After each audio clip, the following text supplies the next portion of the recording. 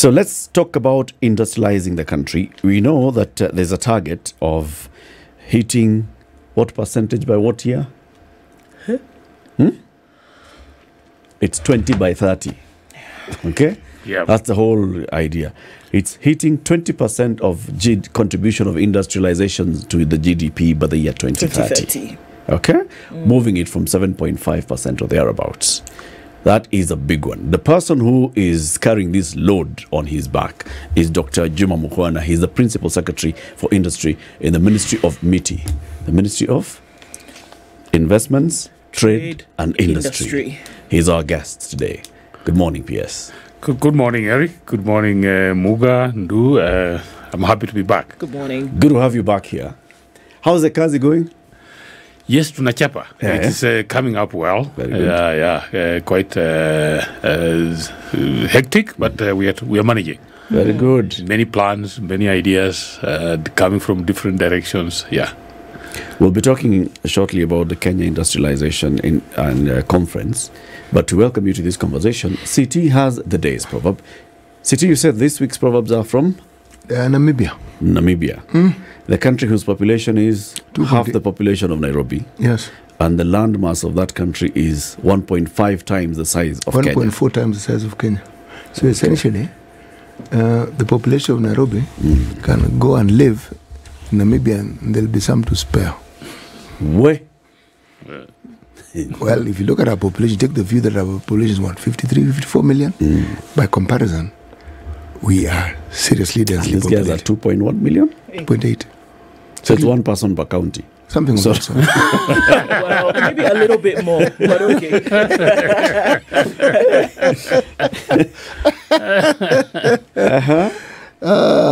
The name Namibia is an antonym derived from the Namib Desert. A good portion of the land is actually desert. The proverb, a man who has once been tossed by a buffalo, when he sees a black ox, thinks it's another buffalo. A man who has once been tossed by a buffalo, when he sees a black ox, thinks it's another buffalo. What they don't say, then he sprints for dear life.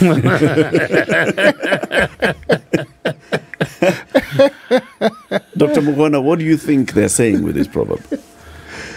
I think that what is being said here is history is important. That, you know, along the journey of life, you will meet many people, you'll meet many ideas, you'll meet many situations, and it's good to learn from them. That kind of future decision making is based on your past experience.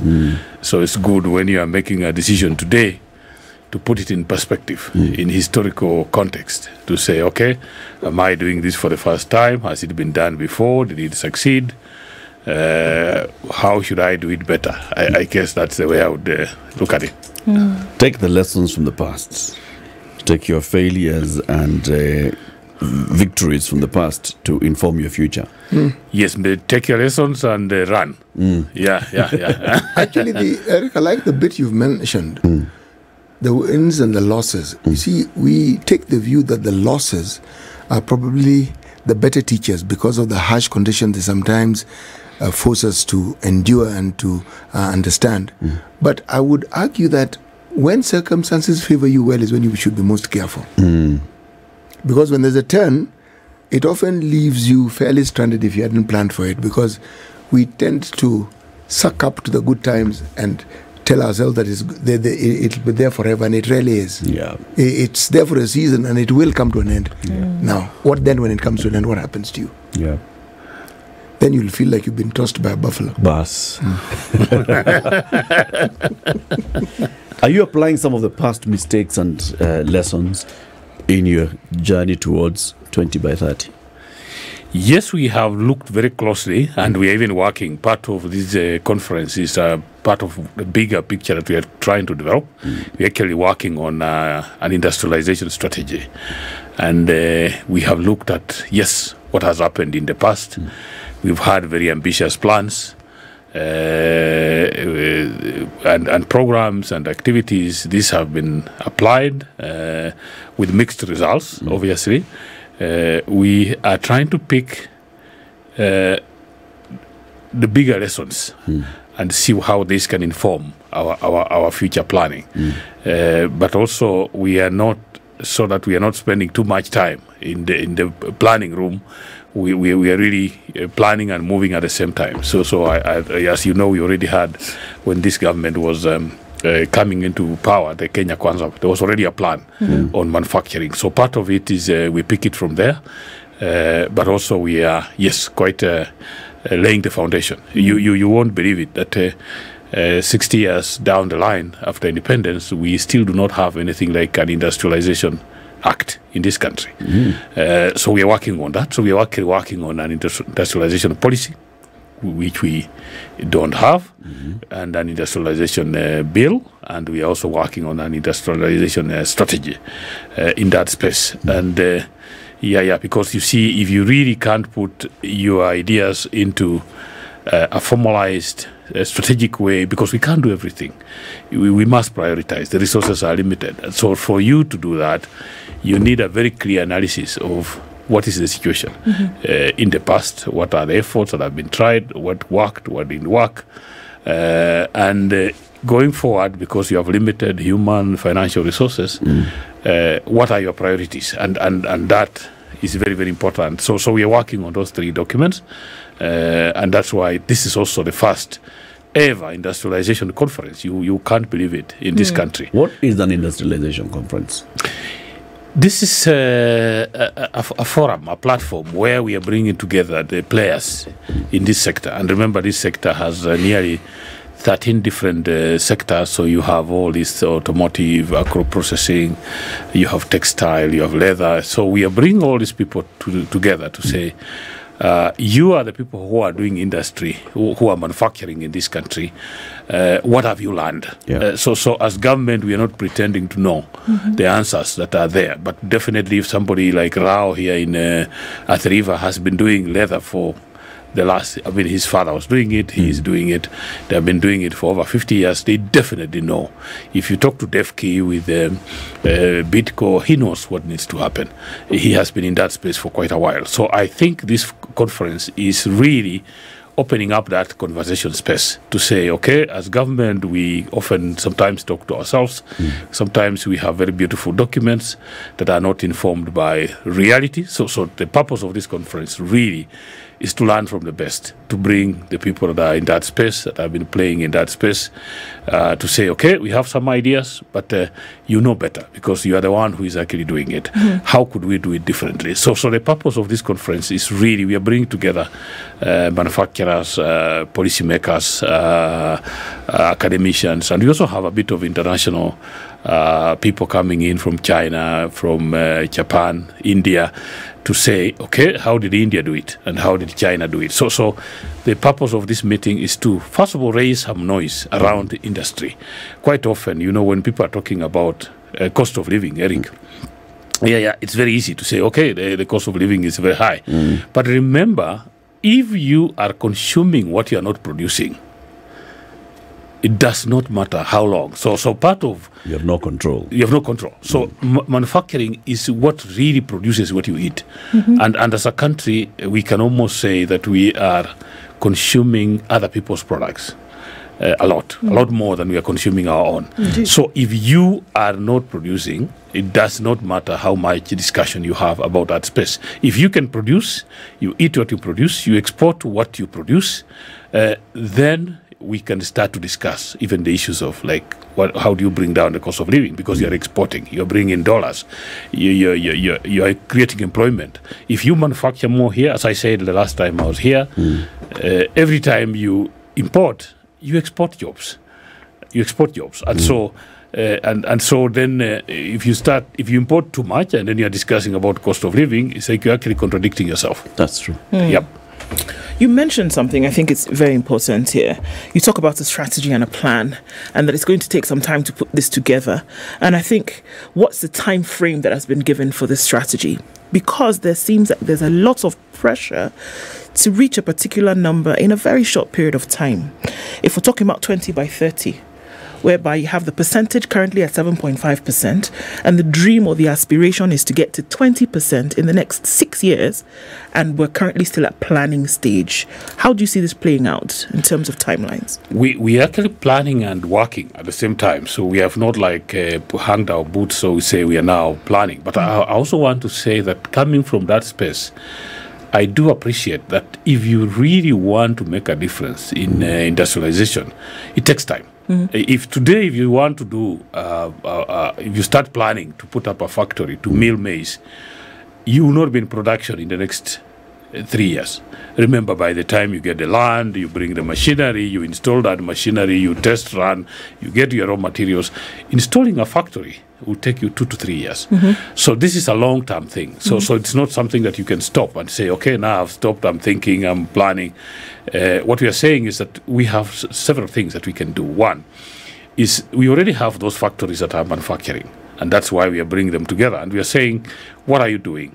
Are you operating some of these factories? And I've visited. You find they're operating at 30%, 20% capacity.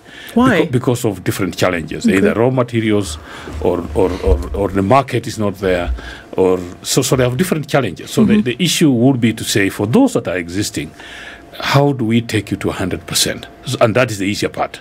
And part of it is, for example, last week I think I visited a factory in Kibos, in Kisumu. This factory was put up about 5 years ago to make industrial sugar. So somebody spent nearly 2 billion shillings, put up a factory, and this factory is supposed to be producing industrial sugar. Industrial sugar is what you use to sweeten soda, juices, even it's used also in alcohol and so on. But it is not working. If it worked, it would be employing nearly 2,000 people. Why is it not working? Because they require raw sugar to make industrial sugar, and there's enough demand in Kenya. We are importing completely, almost 100%. Actually, not almost. We are importing 100% of industrial sugar, and the region is also looking for this sugar. But there's no raw material. No sugarcane? No sugar.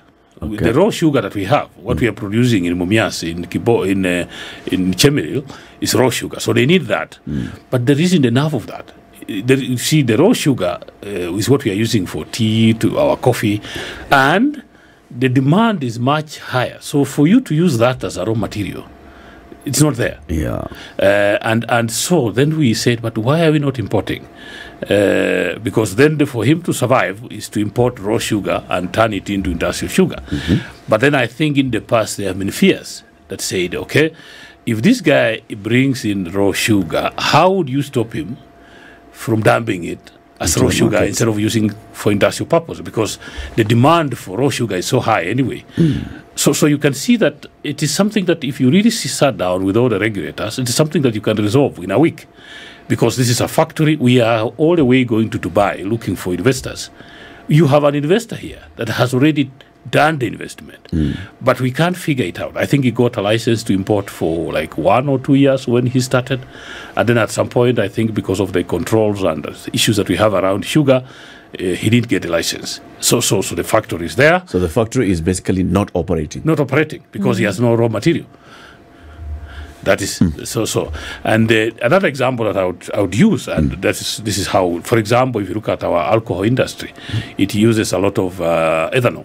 Ethanol is made from molasses, and we are part of the ESC. And so we produce some molasses in this country, which we can use. It's not enough for us. But what happens? Then there is very good demand across the borders. In Uganda, in Tanzania, they're paying dollars, they pay even more.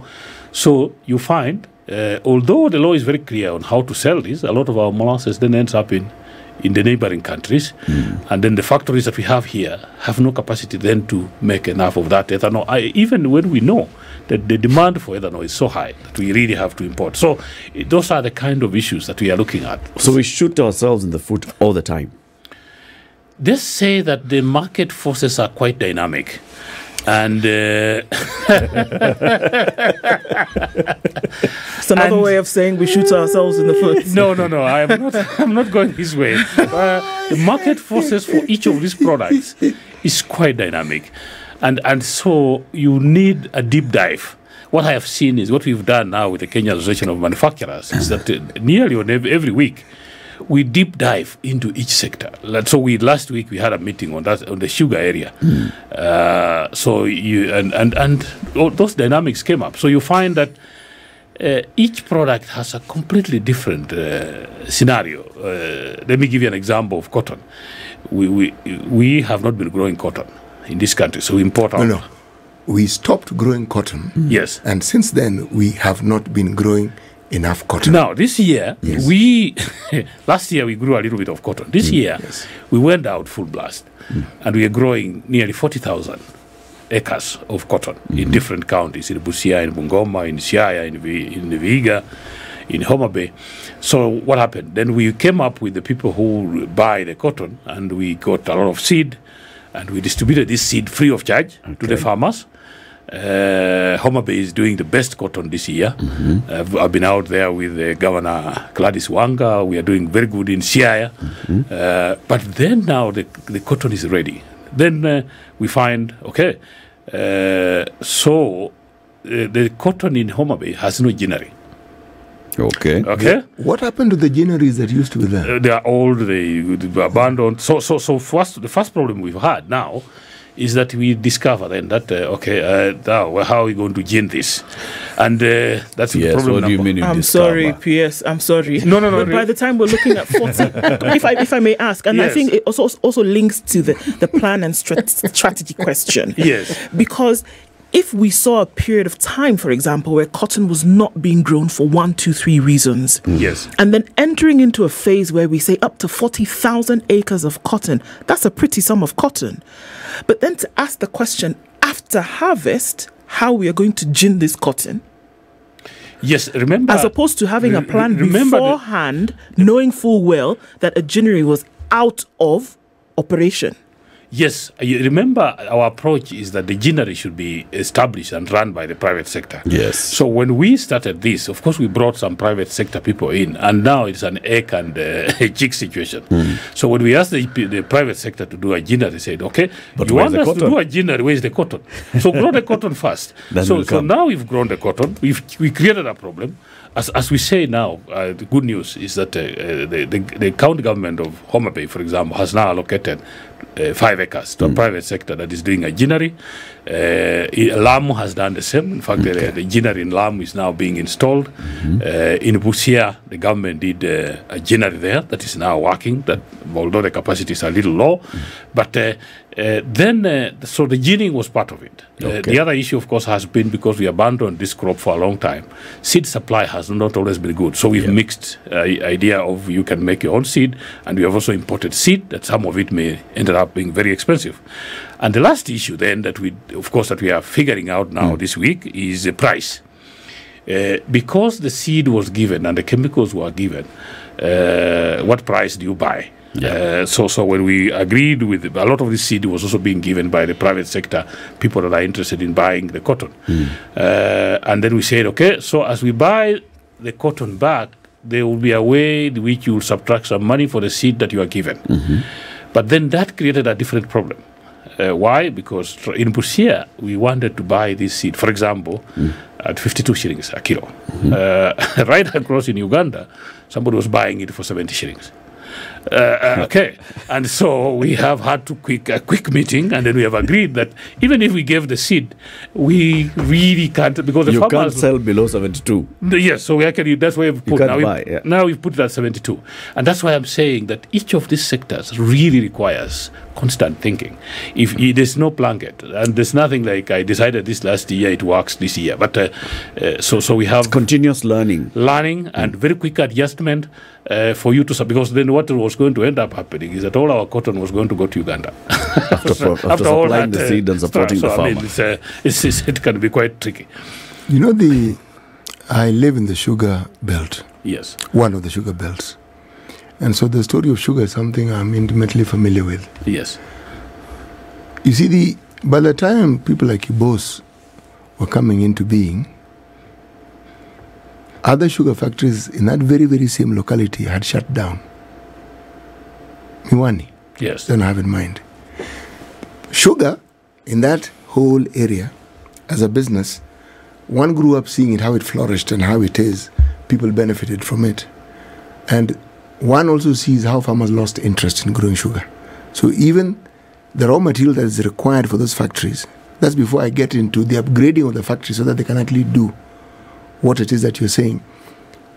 That over the years, the market forces you spoke of, I think we'll refer to them at this point, none of that was done. So we are having a conversation about an industry that has lagged, God knows what, 2 to 3 decades. It's out of date. If you look at, say, our neighbors, Sudan, Canaan, and their sugar factory and the way they handle their business, if we look at other countries, we look at Brazil and other places where they've been doing this sort of business for a long time and how they approach it. See, I like the fact that the Ministry of Industry is having a say in it. I like the fact that they're looking at it from the perspective of industry. That gives it a nice business touch, as opposed to agriculture, where it would just be a crop that people are growing and we're looking for it as a cash crop. But then, if the farmer does not see the benefit of what we are speaking about, we may invest in the value addition process that we are speaking of, but then we'll have this simple problem of not having the raw materials for it. Actually, very, very complex. I've been talking to Kenya Association of Manufacturers. One of the areas that we've not done very well, not just for sugar, in this country, is that we have not managed the producers of raw materials very well. We have exploited. You see what's happening in the coffee space with the deputy president. So how have we done it?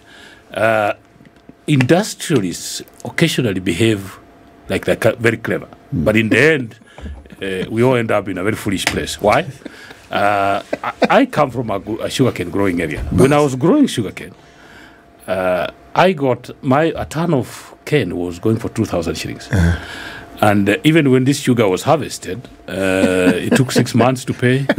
And now, do you know what the price of sugar is today? If you grew a ton of sugar today, it's 5,500, and there's no sugar. So I asked Cam, and this is even maize. When you grow maize in a good year, when you harvest, a bag of maize comes down 1,500 or 2,000. But this is the same miller 3 months ago that was buying a bag of maize for 6,000. Yes. So and I said, this is a cat and mouse situation. There is no way you as an industrialist is going to behave clever with the farmers. If you don't pay the right price, if they're not making money so that they can invest in that industry, they will abandon it. When they abandon it, the cost of raw material will go up. So at the end of the day, it makes business sense for us to say, what is the production cost of maize? If it's 4,000 shillings, then we should make sure that the farmer gets that so that he can invest next year. And if we don't do that, what the farmer does is they abandon the crop. And then, so the same miller who was buying at 2,000, taking 6 months to pay, this time if you go to Kibos, they pay you before the harvest. Yes. And there is a competition. Because we abandoned the farmer, the few that have remained have become gold. So a ton of sugar today is 5. In fact, AFA has closed down harvesting because we were harvesting premature cane. So what I have said is our industrialization must go hand in hand with sustainable raw material production.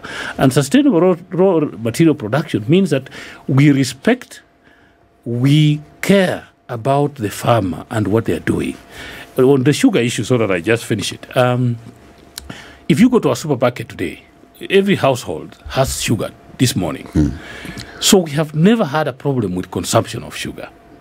The challenge that we've had here, when I look at the other situations of Mauritius and Brazil and Mexico and South Africa and Mozambique and Eswatini, our issue has been mostly management. Why do I say this? If the model that we had before is we developed a factory like Mumia's Sugar. It was a government institution, but the government appreciated that we don't have the management capacity that we needed. So what did we do? So we went out and brought experts. This is how Buka Ted came in. And Buka only had 3 people, the MD, the technical manager, and the finance manager. And then the rest of the team, 5,000 of them, were Africans. But these people have been growing. So they did the management, and we paid them a small commission for running the factory for us. Okay, at some point, their contract ended. And we said, no. We can do this. It is time for Muga to run. And so...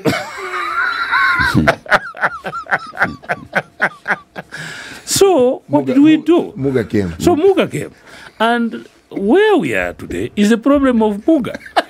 Because sugar has never had an issue. It is Muga. It's Muga who has an issue.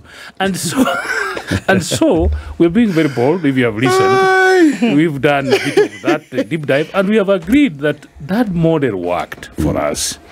We have experts that can run this. So part of the revival, if you've listened to the president saying, is that we are not selling the factories, but we are saying let's professionalize its management. So there will be upgrading of the factories, but there will also be, let's go back, because that model, I grew up in the Mias Sugar. The most proud man in the village was a man who worked for Mias Sugar because he earned his salary, he drove a car, he had a nice house. We know it. So kind of... If it worked. It worked. And it's not like we don't have demand for sugar. The fact that demand is always growing. So it's all about looking at the ideas that need to be put together as you're working towards, like you said, having an industrialization policy, a strategy, and an industrialization act eventually. What's the journey to that? Thank you.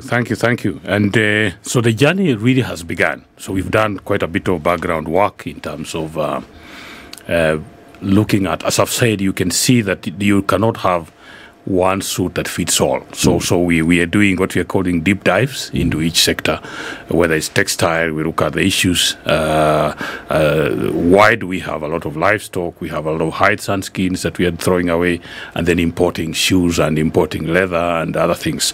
So we've looked at very, very clear things, and you will see, like, if you go to the leather sector, then we have come up with very strategic areas. For example, we are putting up a whole industrial park that will be dedicated to the leather. It's calling it Kenani. This project has been ongoing for the last nearly 10 years. My That's goodness. old. But it was It was built on swampy ground, flooded. So we're now working on it. It didn't have an effluent treatment.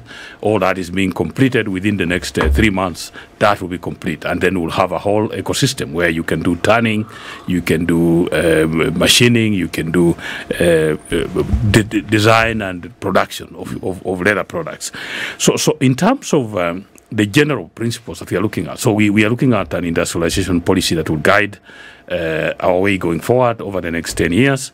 We are looking at the bill, again, that will bring in really manage some of the issues, because what we see that some of the things that we do require a little bit of legal intervention, like what I've just said. How do you manage people who produce raw materials? I know somebody else will call them farmers, but for me, those are actually business people that are producing raw material to feed into industry.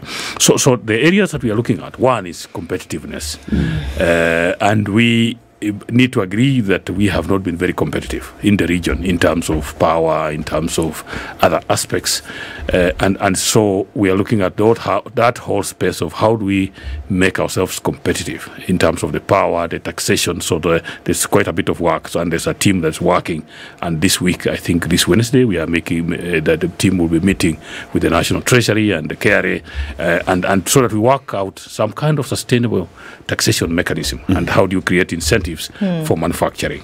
The other area, so that I move very quickly, is and of course then we also have our special economic zones, and in that area we have very good power. We have already gazetted 10 US cents per kilowatt hour. We have also said if you manufacture within the special economic zone, you have a tax holiday for 10 years. But we are saying, how do we make those benefits more widespread, even for people who are manufacturing outside the special economic zones? The other issue is industrial spaces. That's what we realized. And I said this last time I was here, that if you really want to go into industry today, it has been very expensive. You buy land in Mlolongo, it is very expensive. Then you realize you're buying land that was sold to somebody else, so you are in court for 5 years. Instead of constructing the factory, you are actually going around in circles. So part of these industrial spaces is what we have provided within the special economic zone. And you know that when we came in, when His Excellency the President William Ruto came came in, we had 2 special economic zones in Dongo-Kundu and Naivasha, and we had the export promotion zone in River. Since then, he has gazetted another extra 5 in Sagana, in Del Monde, in Egerton University, in Eldoret, and Busia. So we are growing the industrial space, and a lot of that space already tenders have gone out. So construction of the industrial sheds is going on. So part of it is to provide you with a place where you plug and play. And I think that in the next 2 to 3 years, we'll have a lot of space. And you already know about the county aggregation and industrial parks, where we're also constructing nearly 10 acres of an industrial area in each county. And the counties that have excess land have also accepted that if you now want to do a factory, they can give you free land as part of their competitiveness, 20 acres, 10 acres in Kajiado or in Machakos, where if you really want to do a factory that will employ people from that area. The other issue is on the raw material, we have 2 issues. We are being very strategic to say that those raw materials that we may not be able to be competitive because the factory will be located here. We need to have duty-free import of raw material. Like the factory, I gave you an example of Kibos. There is no way you are going to have enough raw sugar in Kenya for you to feed into an industrial sugar production system, because even the sugar we need for our table is already being imported anyway. And although we are doing a lot of reforms within that sector, it will take time. So what we are saying, for targeted factories where we know that the raw material may be an issue, that this should be allowed so they do duty-free, as we promote selected raw materials that we have a competitive advantage. So we're not just saying, because sometimes if you're not competitive, if your raw material is very expensive, then you can't compete. So you'll not be able to produce competitively. So we are saying for raw materials that we can be competitive. Maize, we can produce. You know what we've done for wheat, for example. What we tell the wheat millers is, for you to import, you must mop up all the wheat. So usually once the farmers produce, we give the first priority to the local millers, to the local farmers. The millers have to mop up all the wheat that has been produced. And then once they have done that, they are given import permits to import wheat for manufacturing. And so if we treated each commodity, so what we would like to do is to have a very, very systematic look at each of the raw materials that we need and say, what do you do for sugar? And what do you do for leather as a raw material? Because if the raw material system is not working, the factories won't run, because then either they are not competitive, the raw material is either not available, or it's too expensive, or if it's too cheap, then the farmers abandon it. So it's a balance that somebody has to really find. The other issue is, of course, I talked about Buy Kenya, Build Kenya. That part of the challenge that we have is we are producing. Yes, I started by saying, for Kenya to grow, Kenyans must consume what they produce. Currently, as I said last time, we are importing nearly 80% of what we consume. The more we import, the more this story of how do you then deal with the cost of living becomes an issue. So this is a rallying call. And we just finished the Chengamuka Festival that we had at KICC with CAM, where it was a whole week where Made in Kenya was on display and exhibited, and the people came and you bought whatever you wanted as a way of saying, come interact with Kenyan-made products and have confidence that they are good. I bought coffee there, I bought tea, I bought shoes that are made in Okoh, and I'm putting on today. And so part of the issue is how do we build confidence among Kenyans so that we can consume more. There's no country what's grown locally. There's no country that has grown by consuming somebody else's products. And so this is part of an ongoing rally, and we have this thing called Buy Kenya, Build Kenya. The other issue that we are looking at is there's a bill now in Senate on the issue of prompt payment. One of the issues that has killed our factories is they supply goods either to a supermarket, sometimes to government, sometimes to somebody else, and payment doesn't come. Or doesn't come very quickly. And so you find factories that spend a lot of time chasing debt instead of producing. And so the issues, we are doing a bill, and I think it has gone for the second reading in the Senate, on how do we pay. Why do we buy what we cannot afford? And so that we put some order in that space, that if you sell to a Kenyan supermarket, you saw what happened with Uchumi when it collapsed. It collapsed with nearly 7 billion worth of Kenyan made goods.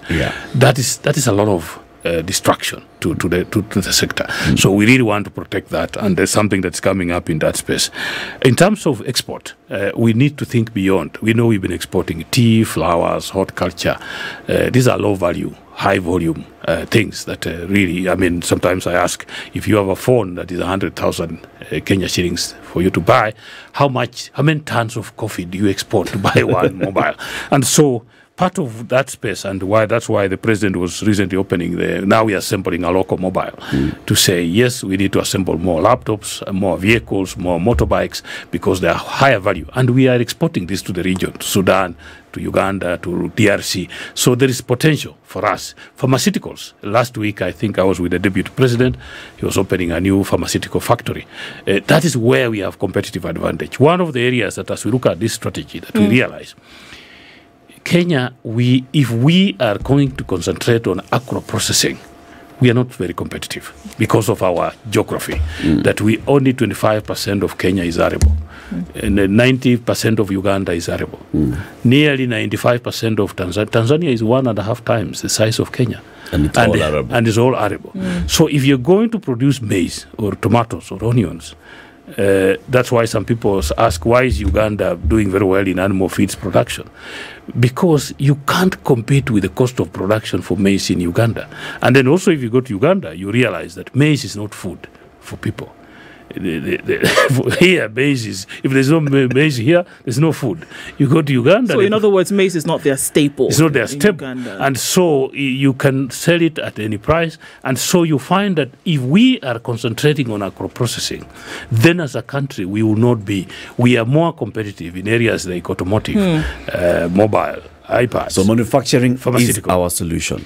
It's our solution, but we have to be very strategic. As I hear you saying all these things, yes, I'm liking them, but then I've had them all before. And I'm sitting and wondering, even by the time the late Mwai Kibaki was rolling out Vision 2030, the economic pillar was one of the strong pillars, and the economic pillar was to be driven by industrialization. In the Jubilee administration 1 and 2, it was all about industrialization. And the conversations, even having round table discussions with the private sector, Kenya Association of Manufacturers, the Kenya Private Sector Alliance, were taking place, and these things were being discussed. A Ministry of Trade was established to discuss these things.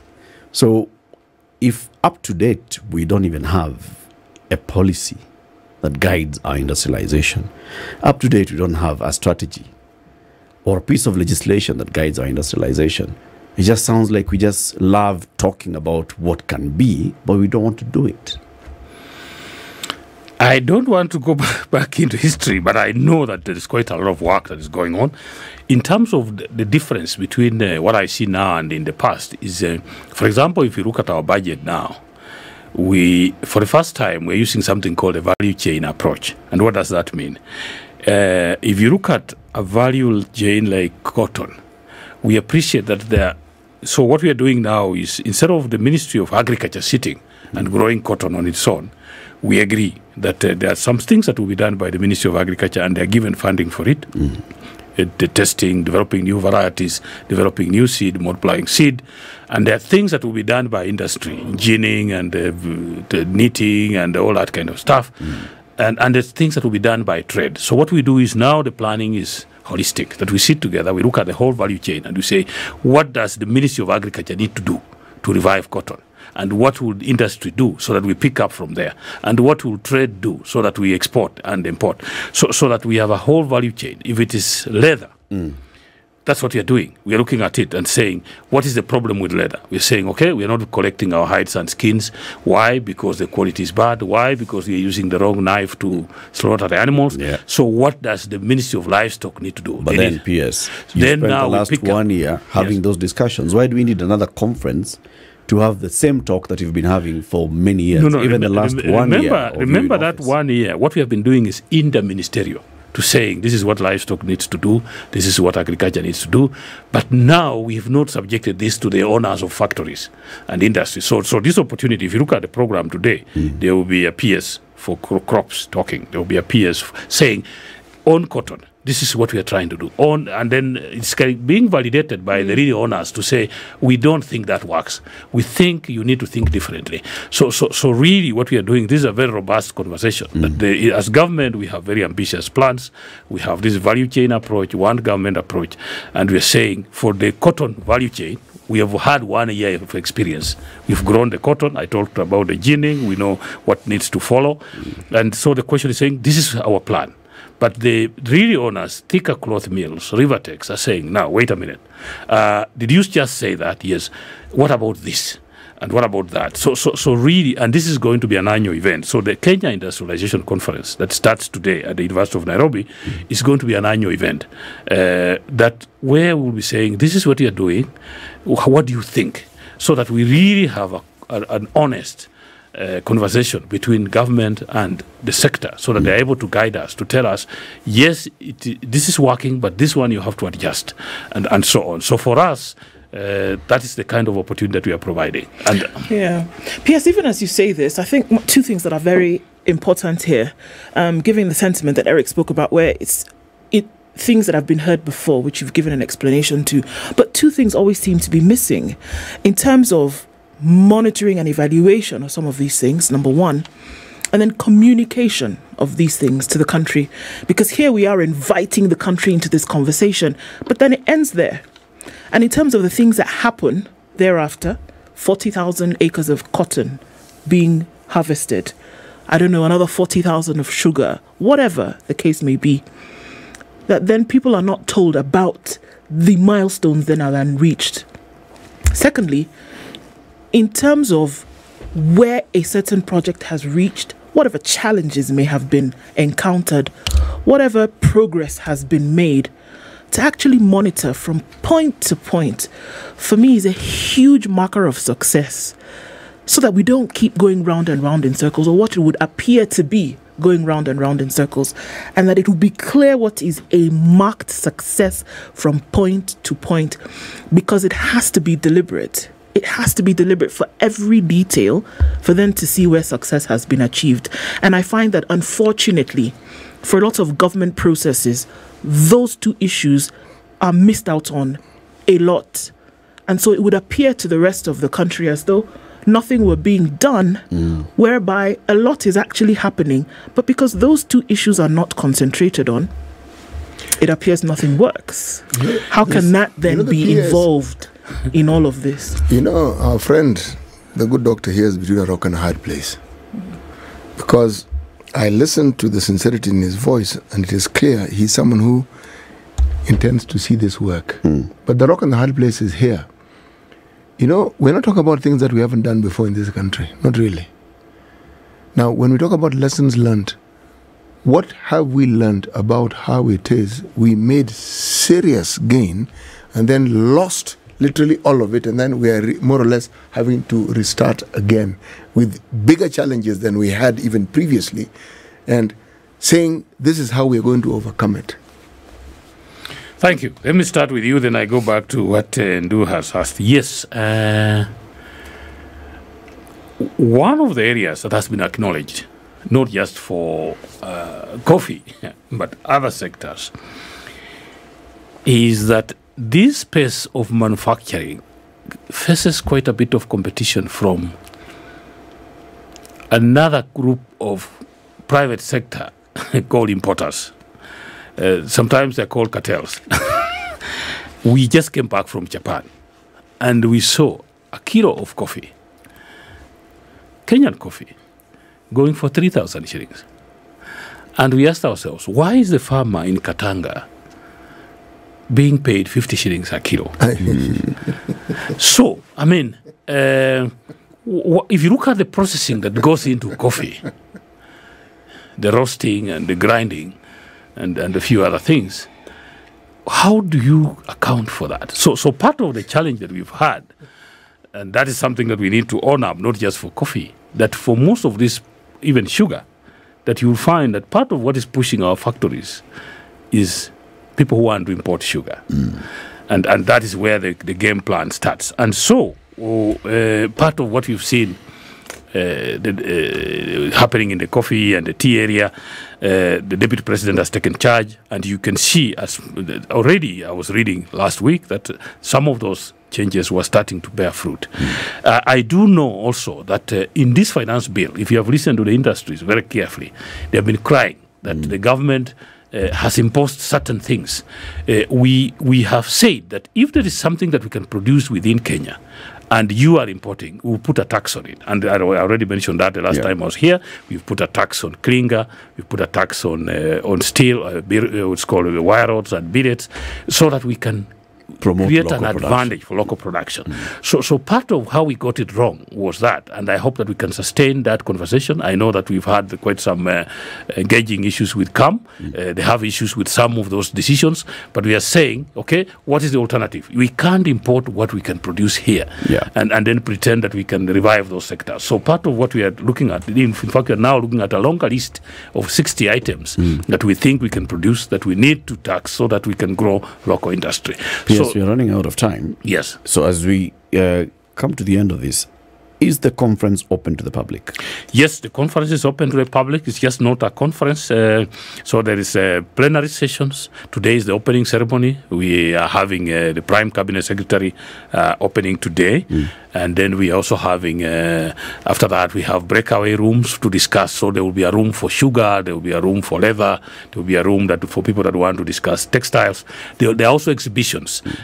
So we have about 300 exhibitions, and so different technologies, different Kenyan-made products. So it's a very robust area, and we welcome all Kenyans, the University of Nairobi, and we invite all of you to join us today, tomorrow, and Wednesday. Asante sana. Dr. Juma Mukhwana, Principal Secretary for Industrialization, has been our guest. Thank you very much for joining us, PS. This is the Situation Room, the only way to start your day.